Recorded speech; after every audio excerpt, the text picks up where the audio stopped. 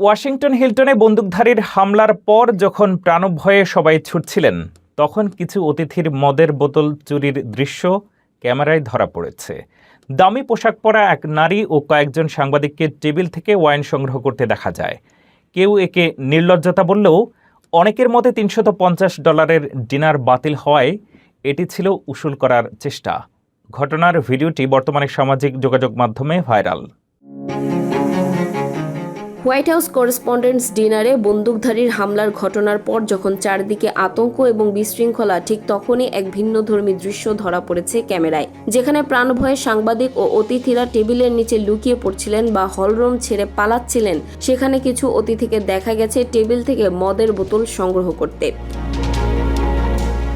Social মিডিয়ায় ছড়িয়ে পড়া একটি ভিডিওতে দেখা যায় দামি পশমি পোশাক পরা এক নারী অত্যন্ত শান্ত ভঙ্গিতে টেবিল থেকে একের পর এক মদের বোতল ব্যাগে ভরছেন। ডিনারের শুরুতেই হামলা হওয়ায় টেবিলগুলোতে প্রচুর ওয়াইন পড়েছিল।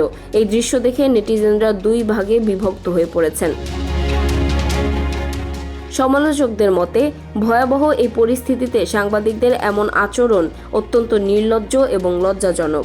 সমর্থকদের মতে, প্রতিটি টিকিটের দাম ছিল $350 বেশি। অনুষ্ঠান যেহেতু মাঝপথে বন্ধ হয়ে গেছে, তাই এগুলো নিয়ে যাওয়াকে অনেকে ট্যাক্স রিফান্ড হিসেবে মজা করে দেখছেন। ক্যালিফোর্নিয়ার 31 বছর বয়সী কোল অ্যালেন হোটেলের নিরাপত্তা বলয় ভেঙে হামলা চালানোর চেষ্টা করেন। সিক্রেট সার্ভিস অফিসারদের তৎপরতায় বড় ধরনের প্রাণহানি এড়ানো গেছে। তবে এই বিশৃঙ্খলার মধ্যেই সিএএ এজেন্ট মাইকেল গ্ল্যান্টসকে দেখা গেছে চারপাশের মানুষ যখন ভয়ে কুঁকড়ে আছেন, তখন তিনি পরম নিশ্চিন্তে নিজের সালাদ খাচ্ছেন। হামলার সময় প্রেসিডেন্ট ডোনাল্ড ট্রাম্প এবং উচ্চপদস্থ কর্মকর্তাদের দ্রুত সরিয়ে নেওয়া হয়। হামলাকারী কোল অ্যালেনের বিরুদ্ধে বর্তমানে ফেডারেল অফিসারকে আক্রমণ সহ একাধিক অভিযোগ আনা হয়েছে। ঘটনাটি ওয়াশিংটনের অভিজাত মহলে নিরাপত্তা ত্রুটি নিয়ে ব্যাপক আলোচনার জন্ম দিয়েছে।